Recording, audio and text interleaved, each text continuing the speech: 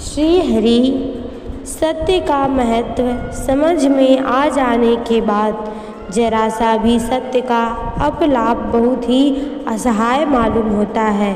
सत्य के द्वारा प्राप्त होने वाले अतुलनीय आनंद और शांति का आस्वादन जब तक नहीं होता है तभी तक असत्य की ओर प्रवृत्ति होती है।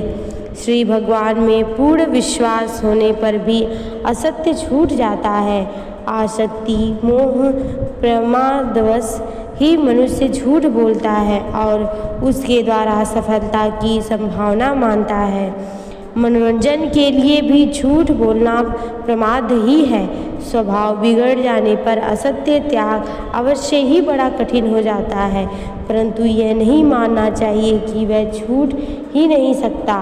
वास्तव में आत्मा स्वरूप सत्व स्वरूप है। आत्मा का स्वरूप ही सत्य है, अतः सत्य आत्मा का स्वभाव नहीं है। भूल से इस दोष को आत्मा का स्वरूप मान लिया जाता है। जो बाहर से आई हुई चीज़ है उसको निकलना असंभव कदापि नहीं है। पुरानी होने के वजह से कठिन अवश्य है। भगवान की कृपा पर भरोसा करके दृढ़तापूर्वक पुराने अभ्यास के विरुद्ध नया अभ्यास किया जाए और बीच में ही घबराकर छोड़ न दिया जाए तो असत्य का पुराना अभ्यास निश्चय ही छूट सकता है। इस बात पर अवश्य विश्वास करना चाहिए। दुर्गुण और दुर्भाव आत्मा या अंतःकरण के धर्म नहीं है, स्वाभाविक नहीं है, अतः इनको नष्ट करना यथायोग परिश्रम साध्य होने पर भी सर्वथा संभव है। यहाँ एक बात सत्य के स्वरूप के संबंध में जान रखनी चाहिए। वह सत्य वही है जिसमें किसी प्रकार का कपट ना हो और जो निर्दोष प्राणी का अहित न करता हो। सत्य के साथ सरलता और अहिंसा का प्राण और जीवन का सामेल है। इनका परस्पर अविनाभाव संबंध वाणी से शब्दों का उच्चारण ज्यों का त्यों होने पर भी यदि कपट युक्त भावभंगी द्वारा सुनने वाले की समझने में यथार्थ बात नहीं आती तो वह वाणी सत्य नहीं है।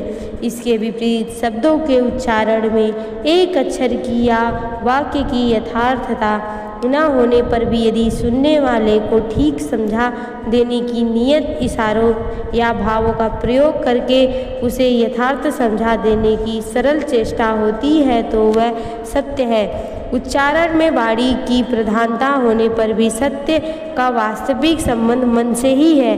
इसी प्रकार किसी निर्दोष जीव के अहित करने की इच्छा या वासना से जो सत्य शब्दों का उच्चारण किया जाता है वह भी परिणाम में असत और अनिष्ट फल का उत्पादक होने से असत्य के ही समान है।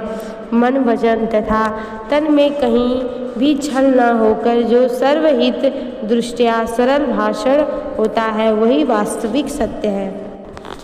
मन की सदा एक सी स्थिति नहीं रहती। संसार की राग द्वेष की बातें सुनने से मन विचलित हो जाता है।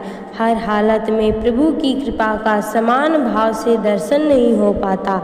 इस कमी को दूर करने के लिए भगवान से प्रार्थना करनी चाहिए और विश्वास रखना चाहिए कि प्रभु की कृपा से यह कमी निश्चय ही दूर हो जाएगी।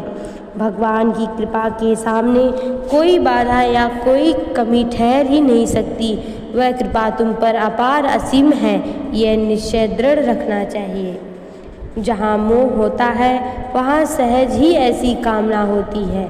हमारा यह शरीर स्वस्थ रहे और सदा बना रहे, पर यह वस्तुतः अज्ञान ही होता है। बलि के बकरे की माँ कितने दिन खैर मनाएगी, उसकी तो बलि लगेगी ही। इसी प्रकार क्षणभंगुर पांच भौतिक शरीर जो बना है वह कभी नष्ट होगा ही, 2 दिन आगे या पीछे, अतः इसकी कोई भी चिंता नहीं करनी चाहिए। यह रहे या चला जाए, न तो यह सोचे विचारे कि जल्दी चला जाए तो अच्छा, न उसके अधिक दिन रहने की ही कामना करे, न उसके भविष्य जानने की इच्छा करे। जाने वाले चीज जाएगी ही, चिंता क्या। निरंतर प्रभु का चिंतन करता रहे और सदा तैयार रहें। चिंता यही करें कि प्रभु का चिंतन निरंतर होता है या नहीं। ऋषि मुनि महात्मा जिनका एक एक शब्द मनुष्य के उद्धार के लिए पर्याप्त है, वे भी उस शरीर से नहीं रहे। शरीर तो नष्ट होगा ही, अतः शरीर से कभी मोह न करें। जय श्री राधे।